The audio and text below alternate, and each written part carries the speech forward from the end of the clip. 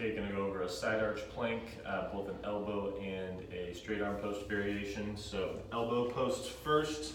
We're gonna start in sideline position, shoulders stacked on top of one another, hips stacked vertically, and then I'm gonna straighten my top leg so that I can plant my foot almost flat on the ground. And as we straighten this back leg, that foot will flatten out as it takes the load of the body. So from here, we're just gonna hook the other leg behind, get tight as we take a breath in, brace the core, and lift and hold. So with this, we're trying to raise the height of the hips by contracting through the obliques here. You just want to make sure that the shoulders stay stacked. So you saw me adjust my position there to open up a little bit.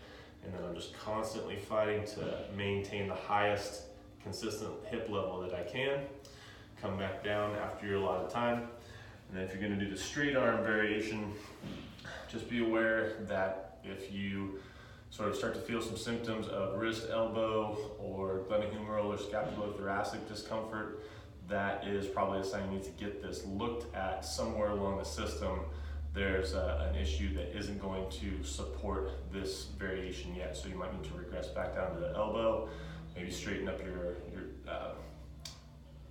bilateral plank hold where you're just on two hands in a push-up position here.